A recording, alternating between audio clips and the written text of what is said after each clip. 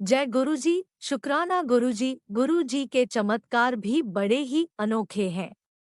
ऐसी ही एक घटना है जब उनका एक अनुयायी, जिसने उनके बारे में बचपन से सुन रखा था और उनसे काफी प्रभावित भी था, अक्सर ही उनके सत्संग को बड़ा मन लगाकर सुना करता था।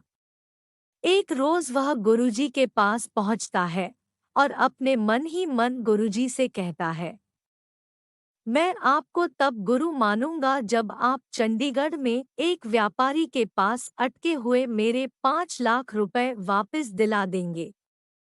उसने मुख से तो नहीं मगर अपने मन से यह बात बोल दी, हालांकि उसे अगले ही पल एहसास हुआ कि उसने यह क्या कह दिया।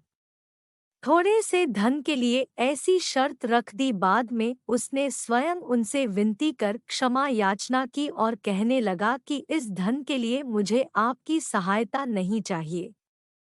शायद इसे चमत्कार ही कहा जाएगा कि करीब 1 सप्ताह के बाद जब वह बंगलौर शहर में था, उस दौरान उसे उस व्यापारी का फोन आया।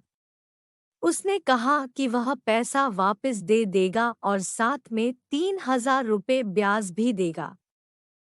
ऐसा ही एक और वाकया है जब एक व्यक्ति की पत्नी, जिसे अक्सर ही रह रह कर चक्कर आता था और अधासीसी के दर्द होते रहते थे, पत्नी के इलाज के लिए वह न सिर्फ देश के बड़े बड़े अस्पताल में गया बल्कि अमेरिका जैसे उन्नत देश में भी रोग सही कराने का प्रयास किया, लेकिन उसे कोई सफलता नहीं मिल पा रही थी।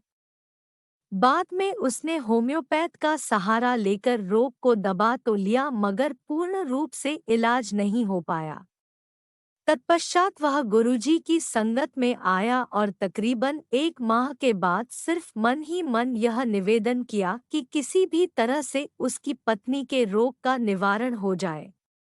यकीन मानिए, मात्र 15 दिनों के भीतर पहले तो पत्नी की होम्योपैथ वाली औषधि छूटी और फिर कुछ ही समय में पत्नी पूरी तरह से पहले की तरह स्वस्थ हो गई। यकीनन यह चमत्कार गुरुजी की कृपा से ही हुआ।